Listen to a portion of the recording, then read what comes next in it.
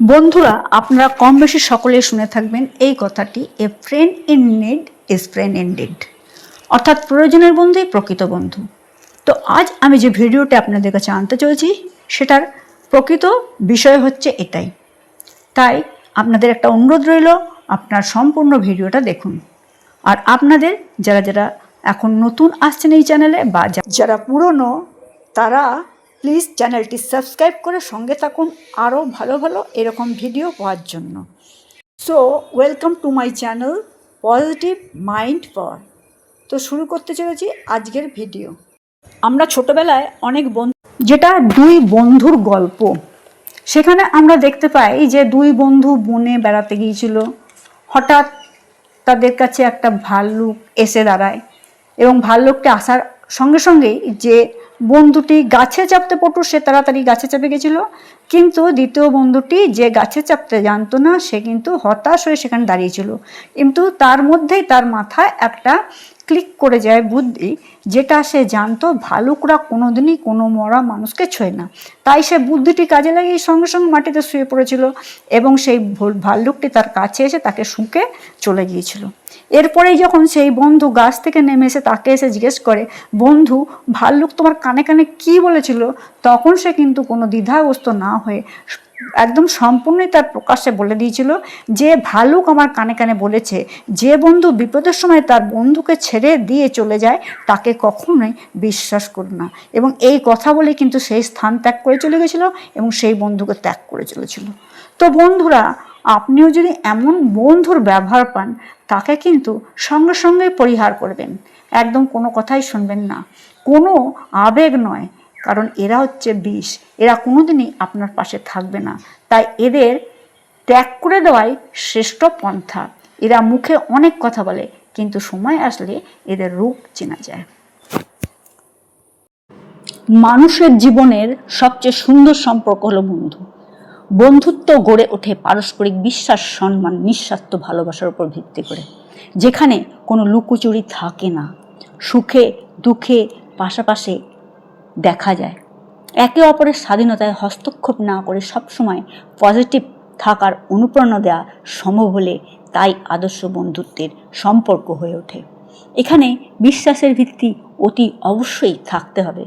বন্ধুর ব্যক্তিগত কথা যা তোমাকে বিশ্বাস করে বলেছে তার গোপনীয়তা রাখা একান্ত কর্তব্য।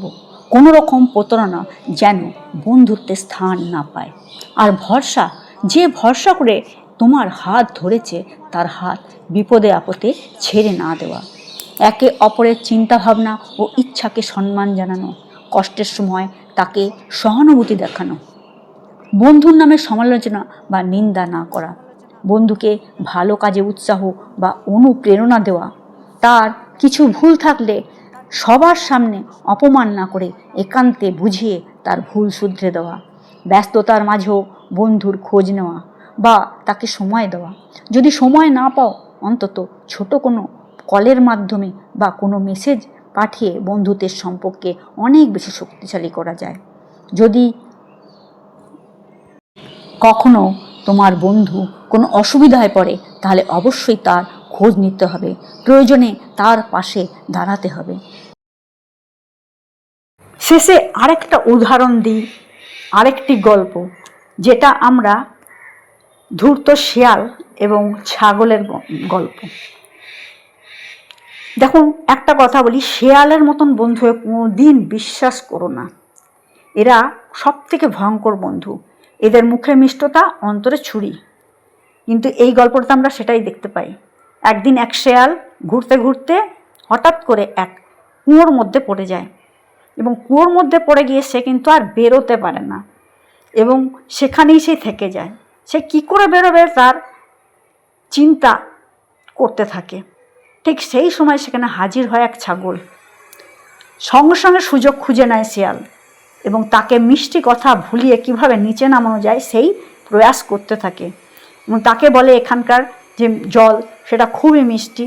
এইভাবে ভুলিয়ে ভালিয়ে ছাগলকে নিচে নামিয়ে আনে এবং নিজে সেই শিয়ালের পিঠে চেপে সেখান থেকে বের হয়ে চলে যায়, আর বোকা ছাগল সেখানেই থেকে যায়। তাহলে পৃথিবীতে এরকমও বন্ধু আছে যারা নিজেকে বাঁচাবার জন্য বন্ধুকে বিপদে ঠেলে দিত, তারা দ্বিধা করে না। তো বন্ধুরা, এই সব বন্ধুকে কোনো দিনই বিশ্বাস করতে নেই। সবশেষে বলি, আমরা সকলেই কিন্তু এই কবিতাটা পড়েছি, যেটা মেরি ল্যাম্বের লেখা সামার ফ্রেন্ড। এই কবিতায় কবি কিন্তু পরিষ্কারভাবে বুঝিয়ে দিয়েছেন যে তোমার প্রকৃত বন্ধু কারা বা তোমার প্রকৃত বন্ধু কারা নয়।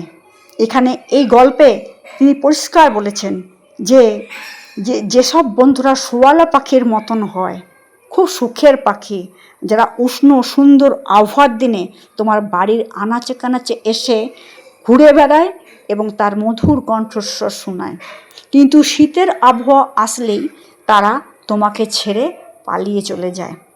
তো তেমনি কবি বোঝাতে চেয়েছেন, যেসব বন্ধুরা তোমার সুখের দিনে তোমার চারিপাশে ঘুরে বেড়ায়, কিন্তু যেদিনই তোমার বিপদের দিন আসে তোমাকে ছেড়ে পালিয়ে যায়, তারা কিন্তু কখনোই তোমার বন্ধু হতে পারে না। আবার এখানেই তিনি বলেছেন সেই বন্ধুর কথা যে চড়াই পাখির মতন, যে শীতের দিনগুলো তো এসো তোমার বাড়ির চারিপাশে কিচিরমিচির করে তোমার মন ভরে। কবিতায় উদাত্ত কণ্ঠে বলেছেন, give me the bird, give me the friend, will sing in frost, will love in সরো।